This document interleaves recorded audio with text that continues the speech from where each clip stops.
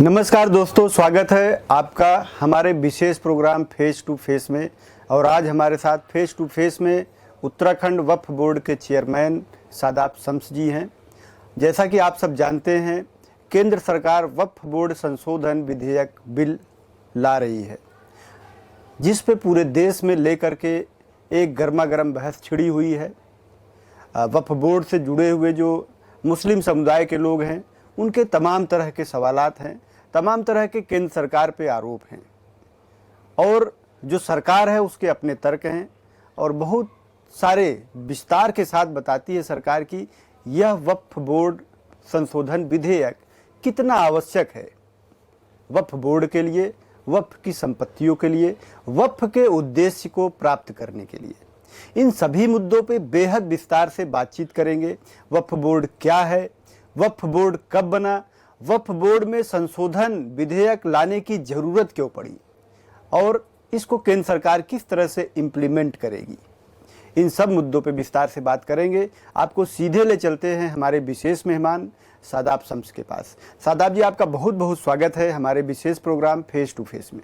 धन्यवाद। शादाब जी, जैसा कि मैंने बताया कि वक्फ बोर्ड संशोधन विधेयक को लेकर के पूरे देश में बहस छिड़ी हुई है। मुस्लिम समुदाय के लोग, जो उनके इंटेलेक्चुअल्स हैं, वो इस पे तरह तरह के सवाल उठाते हैं।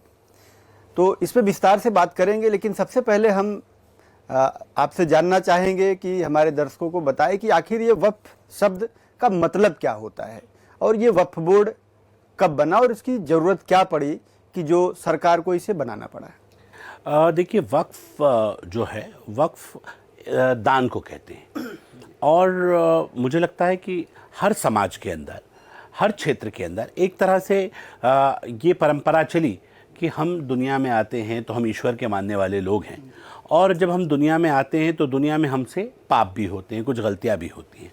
और हमारा मानना है कि जब आप दुनिया में आएँ और आपसे कोई गलती हो जाए तो मरने के बाद जिनके पास पैसा होता है वो ये मानते हैं कि हम अपने जीवन का एक हिस्सा समाज के भले के लिए, गरीबों के भले के लिए हम दान करके चले जाएं, जिससे जो पाप दुनिया में हमसे अगर कोई हुआ होगा, जिस पे ऊपर वाला हमारी पकड़ करे, वो पकड़ ना करे, और यहाँ जो हमारी जो हम अपनी प्रॉपर्टी या जो दान दे के गए हैं उससे लोगों को फ़ायदा पहुँचे, और उसका पुण्य से हमारे जो सिंस हैं, हमारे जो पाप हैं, वो समाप्त हो जाएं और हमें ऊपर वाले के प्रकोप का सामना ना करना पड़े। उसी कॉन्सेप्ट को वक्फ कहते हैं। दान करना, अपने पैसे को दान करना, अपने जीवन को कहा जाता है कि देश के लिए वक्फ कर देना, अपने जीवन को समाज के लिए वक्फ कर देना, या अपने पैसे को वक्फ कर देना। तो ये पैसा वक्फ करने वाली एक परंपरा 1400 साल पहले मोहम्मद रसूलुल्लाह सल्लल्लाहु अलैहि वसल्लम के द्वारा शुरू की गई। 1400 साल पहले उन्होंने बाग ख़रीदा और एक बाग को दान कर दिया, और वो जो दान किया वो किसी व्यक्ति के लिए और मुसलमानों के लिए नहीं किया। उसके लिए कहा गया सहाबाओं को कि आप ये जो पैसे से इनकम आएगी, इससे गरीबों की मदद करें। तो वक्फ जो है वो गरीबों की इमदाद के लिए है, गरीबों की मदद है, जो ज़रूरतमंद है उसकी मदद की जाए। लेकिन उसका कॉन्सेप्ट इतना ख़राब कर दिया कि वक्फ, वो जो गरीबों के लिए वक्फ बना था, वो अमीरों के लूट का सामान हो गया। चंद परिवार, चंद मुतवल्ली, चंद वक्फ बोर्ड माफिया ने मिलके उस औकाफ को लूटा, और गरीबों तक वो लाभ नहीं पहुंचा। वो लाभ केवल कुछ अमीरों तक रह गया, जो वक्फ के जानकार हैं, जो वक्फ की सेटिंग गेटिंग जानते हैं, उन तक उसका लाभ सिर्फ उन लोगों को मिल पाया। आम आदमी उससे अछूता रह गया। और ये जो लूट हुई वक्फ में, ये पॉलिटिकल शेल्टर से हुई, जो जिसे वक्फ कह रहे हैं। अलग अलग देशों में देखें तो मिनिस्ट्री है, मिनिस्ट्री ऑफ औकाफ। सऊदी अरब में जाएंगे तो पूरी मिनिस्ट्री है उसकी। इस हमारे देश के अंदर ये वक्फ बोर्ड का कॉन्सेप्ट तो आ गया, वक्फ को मान्यता तो मिल गई, लेकिन वक्फ का जो यूज़ था वो पॉलिटिकल यूज़ होके रह गया, चंद लोगों की बपौती बन गया। क्योंकि मैं ये मानता हूँ 70-72 सालों तक अगर आप देखें तो अब भारतीय जनता पार्टी की सरकार आई, इससे पहले किसकी सरकारें रही? सब कांग्रेस और जो अपने आप को तथाकथित सेक्युलर कहते हैं उन्हीं की सरकारें रही। तो क्या किया 60-70 सालों में, ये बताना पड़ेगा कांग्रेस को कि भाई आप बता दीजिए, वक्फ की ज़मीन पे जो गरीबों का, यतीमों का, बेवाओं का, बहनों का हक था, जो तलाकशुदा बहन हुई, वो कहाँ जाएगी? तो ये होना चाहिए था। क्या उसके लिए कोई शेल्टर होम्स खोले? नहीं। बुज़ुर्ग कहाँ जाएं बुढ़ापे में? न अगर उनको कोई बच्चा उनका घर से बाहर निकाल दे तो उनके लिए आपके पास ज़मीनें हैं, क्या आपने कोई उनके लिए सेकेंड इनिंग हाउस खोले? नहीं। क्या गरीब बच्चों के लिए जिनका माँ बाप नहीं है, कोई अनाथालय आपने सराय खोले? नहीं। कहीं आदमी आके, गरीब आदमी आके अगर किसी ज़िले से किसी दूसरे ज़िले में जाता है, प्रदेश से दूसरे प्रदेश में जाता है, उसके रुकने के लिए कोई सराय खोले? नहीं। तो फिर किया क्या? चंद लोगों ने उस प्रॉपर्टी की लूट की, और आज लूटने वाले मातम कर रहे हैं कि ये मुसलमानों का हक छीनने की साजिश चल रही है। भाई, इनके पास तो गरीबों के, मुसलमानों के कुछ है ही नहीं। इनके पास तो ठेली के ऊपर सब्जी रखने के पैसे नहीं हैं। मुसलमानों के हालात दलितों से बदतर हैं, तो फिर किसके पास है जो छीन लिया जाएगा? वो अमीरों के पेट में दर्द हो रहा है जो दबा के बैठे हैं औकाफ की जमीन को। हजारों करोड़ की जमीन ओवैसी साहब के पास है। जरा पूछिए, यूनिवर्सिटी जो अपना मेडिकल कॉलेज बनाया है, जो ये प्रॉपर्टी खड़ी है, ये किसकी है? ये वक्फ की प्रॉपर्टी है। आखिर किसकी प्रॉपर्टी है जिसे 1 रुपए की लीज पे ओबराय होटल बना दिया? तो किसने दिया? कब दिया गया? कब सेटिंग वेटिंग? तब आवाजें क्यों नहीं उठी? क्या ये लूट नहीं है?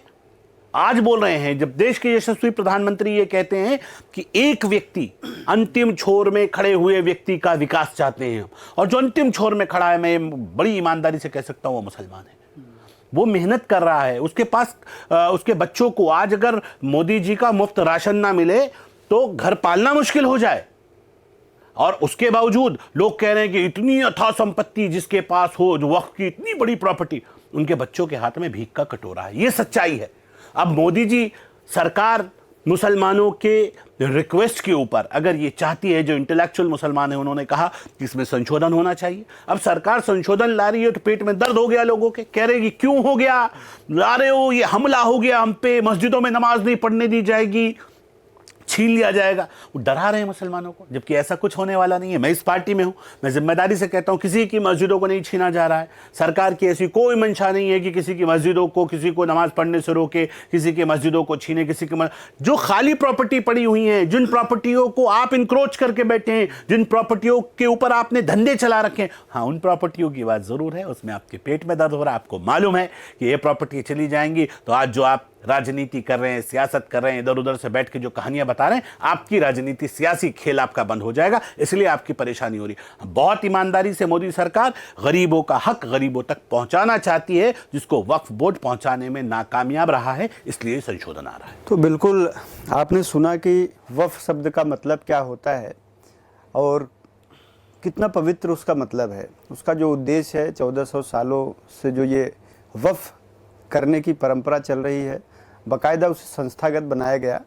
और सादाब जी जो कांग्रेस के बड़े नेता हैं, उनका ये कहना है कि वक्फ बोर्ड का गठन कांग्रेस सरकार में हुआ 1954 में।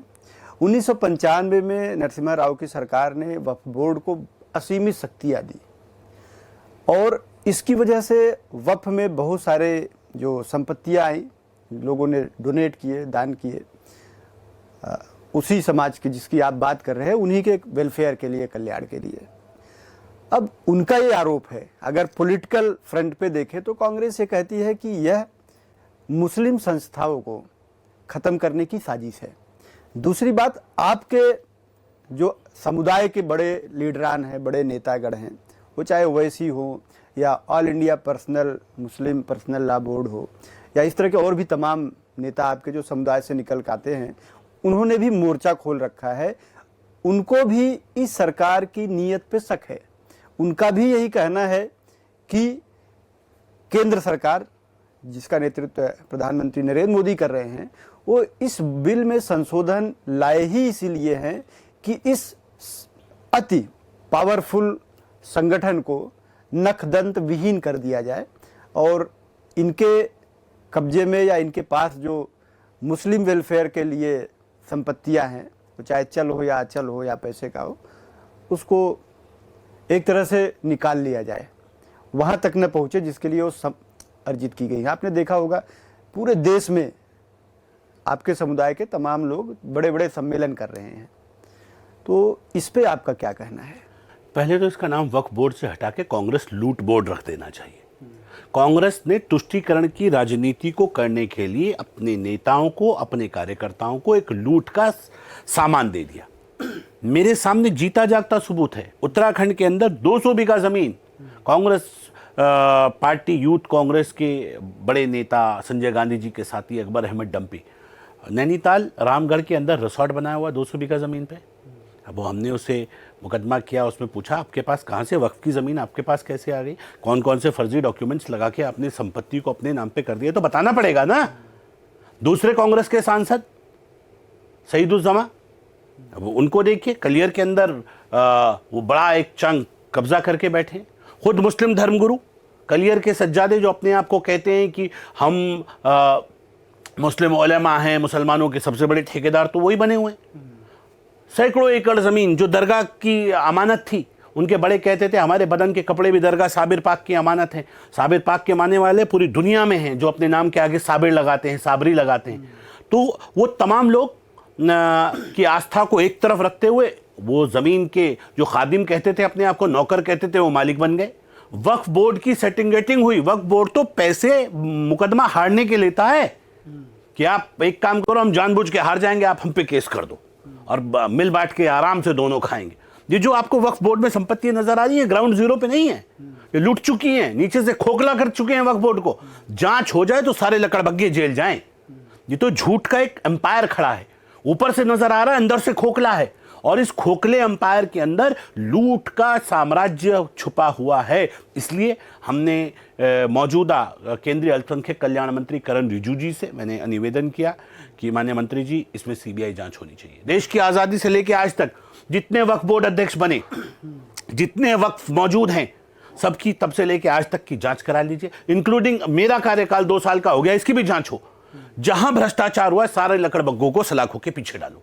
ये गरीबों का हक खाया है इन्होंने, सदके ज़कात खैरात का पैसा खाया है, यतीम बच्चों का हक खाया है। ऐसे लुटेरों को न ऊपर वाला माफ करेगा, न हमें और हमारी सरकार को माफ करना चाहिए। किसी कीमत पे इन लुटेरों को नहीं छोड़ना चाहिए। इनसे पूछिए ना, ये कह रहे हैं कि हमने बनाया और सरकार की नीयत पे हमें शक है। शक तुम्हें तो शक है हमारी नीयत पे, हमें यकीन है तुम्हारे कारनामे बता रहे हैं, तुमने लूट के खाया है 65-70 सालों में, इस वक्त को औकाफ को लूटा है। नहीं तो पूछ लीजिए, आपका चैनल एक मशहूर चैनल है, लोग इसे देखते हैं, जरा पूछ लीजिए किसी गरीब मुसलमान से कि आपको वक्त की तरफ से क्या लाभ मिला, तो कहेगा कुछ नहीं। पूछिए उस यतीम बच्चे से, उस बेवा बहन से कि आप बेवा हुई, आपके शौहर नहीं रहे, आपके पास छोटे छोटे बच्चे हैं, कि वक्फ बोर्ड ने कभी खैर आपकी ली? नहीं। जिसके पास इतनी बड़ी संपदा हो, जिसके पास इतना पैसा हो, वो गरीबों की कोई मदद कर रहा है? नहीं कर रहा। तो कहां जा रहा है पैसा? ये लूट हो रही है।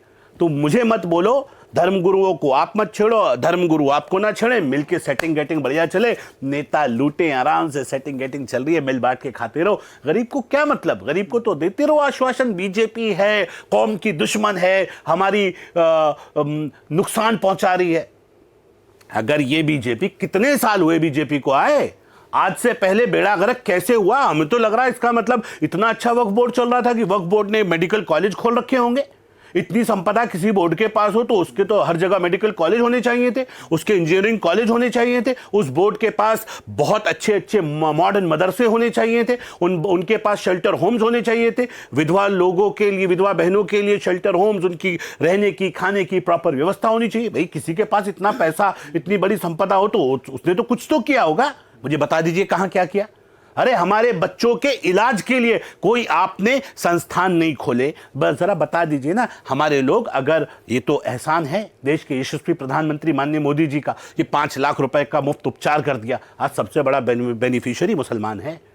उत्तराखंड की सरकार को तो साधुवाद दूंगा मैं, युवा मुख्यमंत्री पुष्कर सिंह धामी को, कि वो आज भी हमारी जो अटल आयुष्मान योजना है उसे चला रखा है। हमने कोई मजहब नहीं देखा, ना हिंदू, ना मुस्लिम, ना सिख, ना ईसाई, हर उत्तराखंडी को 5 लाख रुपए का मुफ्त इलाज मिले, इसलिए इलाज मुफ्त मिल रहे हैं। जरा अगर ये इलाज हटा दो तो हमारी कौम के पास तो अपना इलाज कराने के पैसे नहीं है। इतना बुरा हाल इन लोगों ने लूट लूट के हमारा ये कर दिया, जमींदोज कर दिया।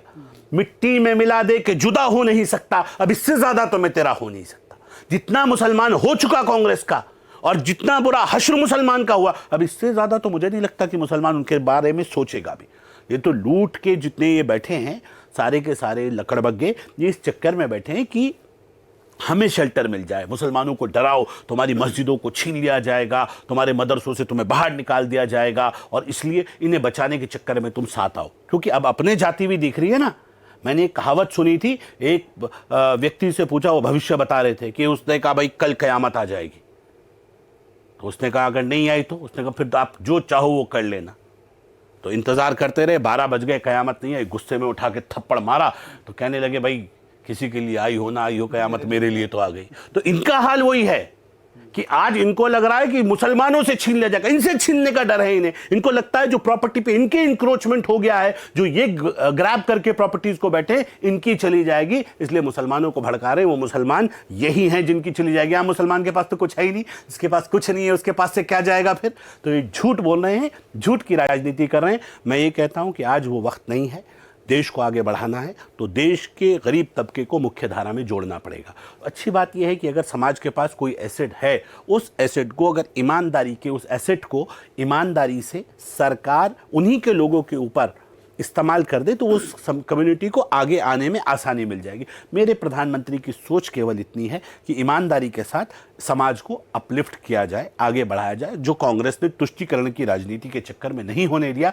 आप देखिए ना, इसका जीता जागता सबूत है। आप ट्रेन से गुजरते थे हम बचपन में तो लोग कहते थे ये देखो ये इलाका चल रहा है, जहाँ मुस्लिम बस्ती आए तो समझ लो जो झुग्गी झोपड़ी हो वो मुस्लिम बस्ती, और जहाँ पॉश इलाका है वहाँ बाकी लोग रह रहे हैं। तो मुसलमान झुग्गी झोपड़ियों में ही क्यों रहे?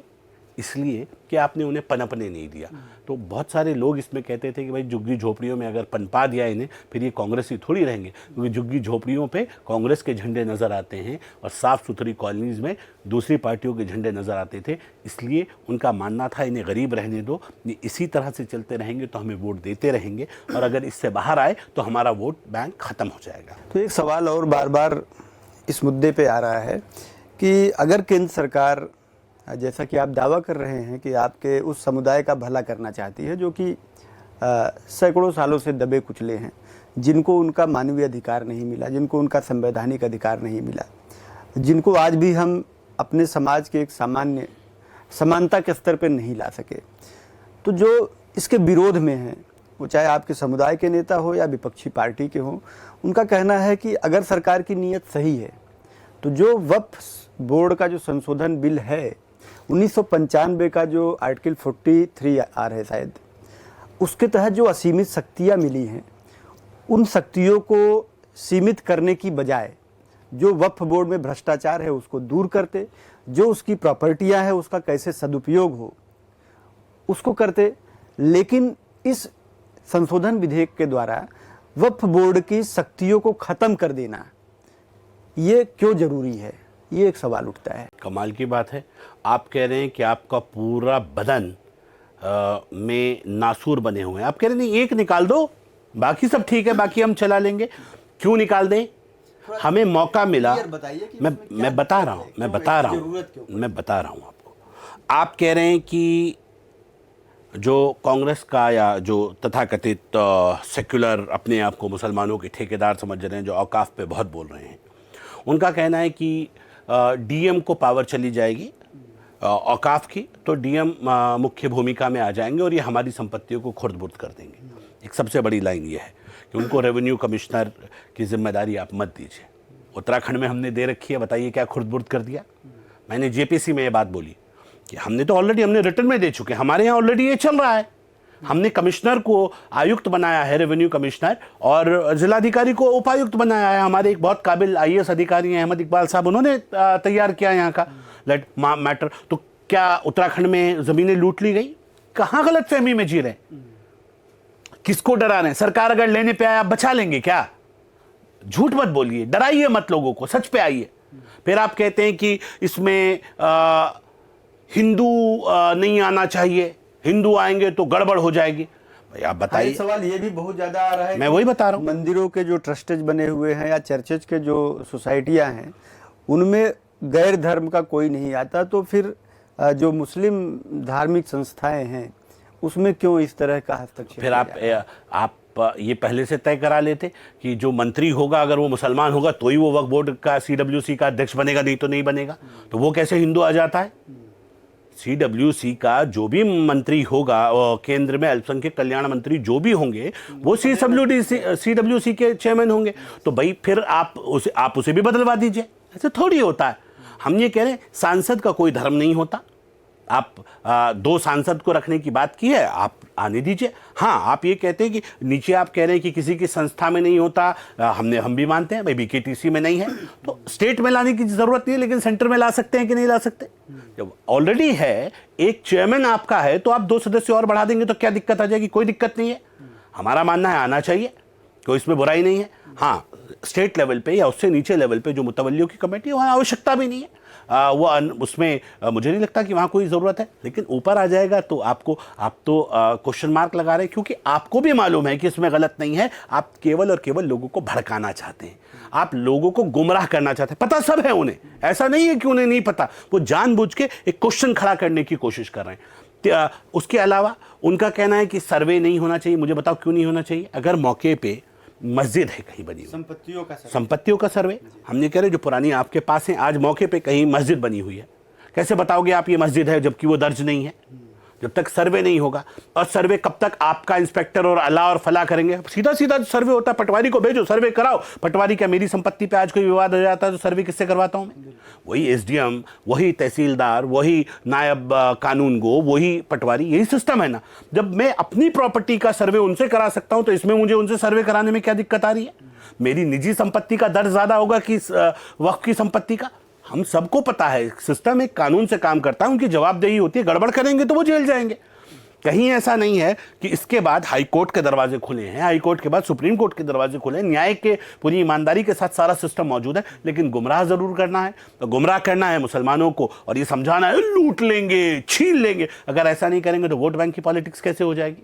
और हमने बहुत ईमानदारी के साथ देश को आगे बढ़ाना है। हमारे लिए राष्ट्र प्रथम है और मुझे लगता है कि जब हम पॉजिटिव सोच के साथ आगे बढ़ेंगे तो देश आगे बढ़ेगा। और देश के लिए सब कुछ कुर्बान, और देश के लिए सब ईमानदारी से आगे आएंगे तो बहुत पॉजिटिव माहौल रहेगा। मुझे लगता है जब वक्फ एक्ट में संशोधन के साथ वक्फ एक्ट आएगा तो इतना शानदार वक्फ एक्ट आएगा कि पूरी देश की आवाम इंक्लूडिंग मुसलमान उसे हाथों हाथ लेंगे और उसकी तारीफ करेंगे। अच्छा, एक अंतिम सवाल, हमारा समय भी हो रहा है, एक अंतिम सवाल पूछेंगे। आप 2 साल के आसपास आपका कार्यकाल हो गया बतौर अध्यक्ष उत्तराखंड वक्फ बोर्ड का, और जब से आप बने हैं तमाम भ्रष्टाचार की बात करते हैं वक्फ बोर्ड में, तो क्या है उत्तराखंड का जो वक्फ बोर्ड है उसमें क्या कुछ है और किस तरह से आप अपने कार्यकाल को एक यादगार कार्यकाल बनाने की कोशिश कर रहे हैं? कौन सा ऐसा काम आपको लगता है कि ये कर देंगे तो उससे आपका कार्यकाल ही न याद किया जाए, बल्कि उसका जो लाभ है उस समुदाय, उस ऐसे व्यक्तियों को मिले जो सच में दबे कुचले हैं, जिनको वास्तव में इस वक्फ बोर्ड की ज़रूरत है, इनकी मदद की ज़रूरत है? हम लोगों ने जिस मकसद के लिए वक्फ बोर्ड बना था कि जो सरकारें काम करती हैं, अमीरों से पैसा लो और गरीबों को उनके उत्थान के लिए लगाओ कि सब लोग मुख्य धारा में जुड़ सकें। वक्फ का काम भी यही था जो सरकारें करती हैं कि अमीर मुसलमानों से लो और गरीब मुसलमानों के लिए उस पैसे का इस्तेमाल करो। तो हमने उस लाइन के ऊपर एक छोटी सी कोशिश ज़रूर की, बहुत ज़्यादा तो हम भी नहीं कर पाए, लेकिन इतना ज़रूर किया हमने कि हमने एक मॉडर्न मदरसे का एक मॉडल बना के खड़ा कर दिया है। और हमारा मानना है कि उत्तराखंड क्योंकि देवभूमि है, यहाँ मॉडर्न मदरसे चलें, और उस मॉडर्न मदरसे को हमने डॉक्टर APJ अब्दुल कलाम साहब का नाम दिया है कि वहाँ राष्ट्रवादी विचारधारा से ओतप्रोत वो मदरसे हों और फ़ौज के हाथ में उसकी कमांड हो कि सुबह उठते ही वहाँ जनगण मन से शुरुआत हो। और मेरे मॉडर्न मदरसों में NCERT का सिलेबस लागू हो और उत्तराखंड बोर्ड। तो अब क्या होगा कि मेरा बच्चा, जो मदरसा एक अरबी का शब्द है जिसका हिंदी अनुवाद विद्यालय होता है, इंग्लिश में स्कूल कहते हैं, तो मेरा बच्चा सिर्फ अरबी और उर्दू तक सीमित ना रहे, वो सब कुछ पढ़े। वो जब NCERT का सिलेबस आए तो उसमें वो श्री राम को भी पढ़े, वो श्री कृष्ण को भी पढ़े, वो वहाँ बाबा नानक देव को भी पढ़े, वो वहाँ गुरु ग्रंथ साहब के बारे में भी जानकारी हासिल करे, वो यीशु के बारे में भी पढ़े, वो सब कुछ पढ़े, वो जैनिज़्म के बारे में पढ़े, वो बौद्धिज़्म के बारे में पढ़े। तो उसका जो दिमाग के जो चक्षु हैं वो खुले हों और फिर वो अपने कुरान को और अपने मज़हब को माने। वो अपने मज़हब से प्यार करो, औरों के मज़हब की इज्जत करो। ये हुआ हिंदुस्तान, ये हुआ भारतीय मुसलमान। और केवल मैं रहूं और बाकी कोई ना रहे, वो वाली सोच इस देश में नहीं चलेगी। उस सोच के साथ चलने वाले व्यक्ति को न दीन में जगह है न दुनिया में जगह है। मेरे नबी ने फरमाया लकुम दीनुकुम वलिय दीन। दीन के अंदर कोई बहस नहीं हो सकती। आप मेरे को अब नहीं, मेरा ऐसा नहीं, तेरा ऐसा नहीं। नबी ने फरमाया नहीं, दीन में बहस नहीं। आपको जो रास्ता हो ईश्वर तक जा रहा है, जो अच्छा लगे उस पर आप अमल कर लें, उस पर आगे बढ़ जाएं। और सारे रास्ते ईश्वर तक पहुंचने के रास्ते हैं। इसमें किसी ने कोई साकार को मान रहा है, कोई आकार को मान रहा है, कोई निरंकार को मान रहा है, इसमें बहस नहीं होनी चाहिए। हम एक ईश्वर के मानने वाले हैं, इसके अलावा हमारे बीच में कोई झगड़ा नहीं है। सारे रास्ते मोक्ष के द्वार उसी तरफ जाते हैं, इसके अलावा कोई रास्ता नहीं है। और मैं ये मानता हूं, इस्लाम ने एक छोटा सा फॉर्मूला दिया, अगर किसी इंसान का दिल दुखाओगे तो ईश्वर आपको माफ़ नहीं करेगा। ईश्वर अपने हक माफ़ कर सकता है। कुरान में मेरे नबी ने फरमाया, अल्लाह ने फरमाया कि मैं तमाम हक माफ़ कर सकता हूँ जो मेरे तुम पे हैं, लेकिन इंसान का दिल दुखा के आओगे तो वो मैं माफ़ नहीं करूँगा। वो वही इंसान माफ़ करेगा जिसका दिल दुखा के आओगे। तो हमें एक सॉफ्ट हार्टेड बनना है, किसी इंसान का दिल ना दुखे, प्यार का वातावरण इस मुल्क में रहे। और मेरे तो जिसे मुसलमान आत्मसात करता है, वो नबी ने कहा कि मुझे हिंदुस्तान की तरफ से प्यार, मोहब्बत, अमन की खुशबू आती है, यहाँ वफ़ादारी की खुशबू मुझे यहाँ से आती है। मेरे नबी ने जहाँ जिस मुल्क को वफ़ादार बनाया है, मैं उस मुल्क का डीएनए हूँ। और अगर मेरे मोहब्बत को मैं आत्मसात नहीं कर पा रहा हूँ, यहाँ भी नफ़रत पैदा हो रही है या यहाँ भी कहीं गंदगी मची है, तो उसका ज़िम्मेदार मैं भी हूँ। मुझे उस ज़िम्मेदारी का ईमानदारी से निर्वहन करना पड़ेगा। हम कैसे आगे बढ़ सकते हैं, उस दिशा में आगे बढ़ना पड़ेगा। हमारी कोशिश है ये 117 मॉडर्न मदरसे जल्द से जल्द स्टेट में स्थापित हों, जहां नॉर्मल एजुकेशन हो। और हमारा मानना है पूरे देश के अंदर या पूरे प्रदेश के अंदर शिशु मंदिरों के अंदर भी आप 1st से 12th तक का सिलेबस जैसे ही चले उत्तराखंड सिलेबस, वहाँ वेद और पुराण पढ़ाए जाएं दोपहर के बाद, यहाँ कुरान पढ़ाई जाए, कहीं बाइबल पढ़ाई जाए, कहीं गुरु ग्रंथ साहिब पढ़ाया जाए। कोई दिक्कत किसी को नहीं है, लेकिन कट्टरता की लाइन पे कोई ना आए। सबके लिए पहले राष्ट्र हो, राष्ट्र प्रथम, और फिर अपने अपने मज़हब को मानते हुए आगे बढ़ें, तो कहीं दिक्कत नहीं होगी। उस दिशा में हमने एक छोटी सी कोशिश ये की है। दूसरा हमारा मानना है कि जो संपत्तियाँ हमारी इंक्रोच में पड़ी हैं या जिन संपत्तियों के ऊपर हमारे कब्जे हैं, उन संपत्तियों को हम खाली कराते हुए, उन संपत्तियों का सही इस्तेमाल कराते हुए उनके ऊपर अच्छे हॉस्पिटल्स बने जो हमारे समाज के साथ साथ सर्व समाज के काम आए। वहाँ अच्छे स्कूल कॉलेजेस बने जो बाकी समाज के काम आए, उत्तराखंड के काम आए। वहाँ इस तरह का वातावरण बने कि बड़ी यूनिवर्सिटीज़ बने, सबके काम आए। मुझे लगता है कि ये ऐसी चीज़ है, चाहे यूनिवर्सिटी हो, हॉस्पिटल हो, स्कूल कॉलेजेस हो, ये सबके काम आनी चाहिए। वृद्धाश्रम, कुछ बड़े हमारे सेकेंड इनिंग हाउस बने जहाँ गरीब लोग जिनका कोई नहीं है वो आके वहाँ रह सके। तब लगेगा कि हम जिस मकसद के लिए यहाँ आए थे वो साकार हुआ। लेकिन इतना ज़रूर है, मुश्किल डगर है, आसान नहीं है। यहाँ तो ज़रा सी कोशिश करते हैं तो लोग सर फोड़ने के लिए आ जाते हैं। सच सुनना बर्दाश्त नहीं कर रहे तो सच करने में तो टाइम बहुत लगने वाला है, ये तो ज़रूर है। लेकिन मैं महसूस कर रहा हूँ कि अब ज़्यादा वक्त नहीं बचा है। जल्द ही एक बड़े बदलाव के लिए मुस्लिम समाज तैयार है। ये जो 3-4% लोग आपको दिख रहे हैं टीवी चैनल्स पे चिल्लाते हुए, बोलते हुए, अगर आप इन्हें नज़रअंदाज कर दें तो लगभग 90% से अधिक आबादी जो मुस्लिम समाज का नॉर्मल तबका है, जो सुबह से शाम तक मेहनत करता है, मजदूरी करता है और ये सोचता है कि मैं अपने बच्चों का पेट ईमानदारी से पालूं, उनको इनकी राजनीति से कोई लेना देना नहीं है। वो ईमानदारी से ये चाहता है देश साथ चले, आगे बढ़े और हम सब मिलकर साथ बढ़ें और साथ चलें और देश तरक्की करे। मुझे लगता है कि अगर इन 3-4% लोगों ने अपने अंदर सुधार पैदा नहीं किया तो ये कमांड अब इनके हाथ से छीन ली जाएगी। आम मुसलमान अब सड़कों पे उतरेगा और वो खुद कहेगा मेरे लिए क्या सही है, क्या गलत है। अब वो इनके बहकावे में आने वाला बहुत ज़्यादा नहीं है। नई नज़ीर, नए हालात, बदलते हुए मुझे माहौल दिख रहा है। वो सुगबुगाहट शुरू हो गई है, वो माहौल बनने लगा है। अब चिंतन मंथन के लिए समाज आगे आ रहा है। उसको भी लगता है बहुत हो चुका, अब हम इन झगड़ों से आजिज़ आ चुके हैं, अब मिलकर कुछ अच्छा करेंगे। क्योंकि अब न लड़ना है, न लड़ाना है, ना डरना है, न डराना है। मोदी जी का श्रेष्ठ भारत बनाना है, उस दिशा में हम सब लोग मिलकर आगे बढ़ेंगे। मुझे उम्मीद है कि आने वाला वक्त बहुत बेहतर होगा। हाँ, बिल्कुल। आप जो है बात कर रहे थे इंक्लूसिव डेवलपमेंट की और सर्वसमावेशी शिक्षा की, आधुनिक शिक्षा की, और उसके लिए आपने कहा कि आप कोशिश करेंगे।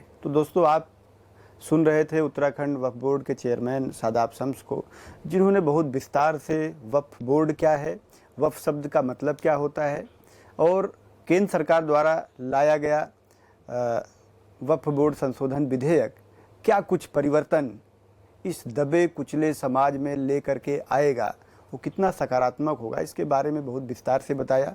उत्तराखंड वक्फ बोर्ड आने वाले समय में किस तरह से मदरसे की जो शिक्षा है, जिस पे बार बार ये आरोप लगता है कि आदिम ज़माने की शिक्षा यहाँ दी जाती है, उस शिक्षा को आधुनिक और सर्वसमावेशी शिक्षा बनाने की कोशिश सादाब शम्स द्वारा की जा रही है। भारत के नागरिक के तौर पे और भारत के जो इस तरह के समुदाय के लोग हैं जिनको वास्तव में इस सर्वसमावेशी शिक्षा की ज़रूरत है, इस आदर्श शिक्षा की ज़रूरत है, आपका जो मिशन है वो पूरा हो, इस शुभकामना के साथ आपका बहुत बहुत धन्यवाद हमारे प्रोग्राम में आने के लिए, हमें अपना बहुमूल्य समय देने के लिए। तो दोस्तों, आप सुन रहे थे सादाब शम्स को और उन्होंने बहुत विस्तार से सारी बातों पर प्रकाश डाला। अगले सप्ताह हम ऐसे ही किसी अन्य शख्सियत के साथ मिलेंगे, तब तक आप देखते रहिए JK 24/7 न्यूज़।